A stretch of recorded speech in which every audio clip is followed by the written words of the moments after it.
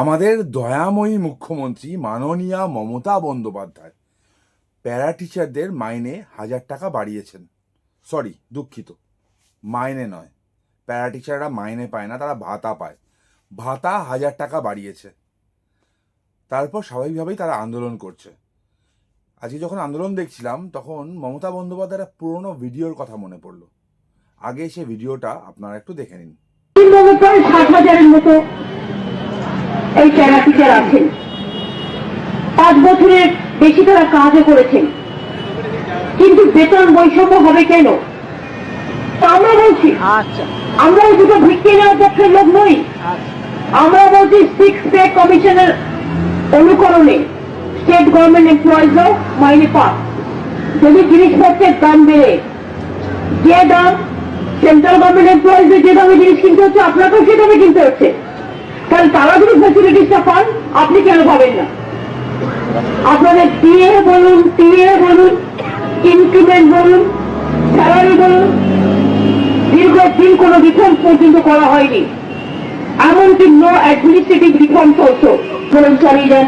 আমরা আপনাদের সাথে পুরোপুরি সলিডলি থাকবো এবং ultimately you will be the winner and state government will be the loser. এটা আপনাদের মাথায় রাখতে হবে। দেখলেন তো, বক্তব্যগুলো শুনলেন তো? সমহারে বেতন, ষষ্ঠ পে কমিশন, মাইনে, প্রতিশ্রুতি, ভুরি ভুরি প্রতিশ্রুতি, অনেক কিছু দিয়েছিলেন তিনি এই প্যারা টিচারদের। প্যারা টিচারদের কাজ মানে নর্মাল শিক্ষকদের মতোই, কিন্তু তারা same pay for same work পায় না। তাদের মাইনেটা অনেকটা কম। আবার বলছি, সরি, দুঃখিত, মাইনে নয়, ভাতা। তাদের ভাতাটা অনেক কম এবং এই কম ভাতায় তারা কাজ করতে বাধ্য হয়। বছরের পর বছর তাদেরকে প্রতিশ্রুতি দেওয়া হয়।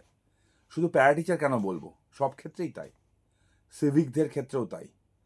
সিভিকদের মানে গরু ছাগলের মতো খাটানো হয় এবং তারপরে যে মাইনেটা পায়, সরি, ওরাও ভাতা পায়, যে ভাতাটা পায় ওরা ডেলি ওয়েজেসের অত্যন্ত কম। একটা ফোর্স তৈরি করা হয়েছে এইরকম, প্যারা টিচার, সিভিক, যাদের কাজ আজ আছে কাল নেই, যাদের কাজের কোনো গ্যারান্টি নেই, সমহারে বেতনের কোনো সুযোগ নেই। এই পুরো ফোর্সটাকে মিসইউজ করে তৃণমূল কংগ্রেস। যারা প্যারা টিচার্স এই ভিডিওটা শুনছেন বা যে সিভিকরা এই ভিডিওটা দেখছেন, তাদেরকে বলবো, আপনারা তো তৃণমূলের জন্য অনেক কিছু করেন।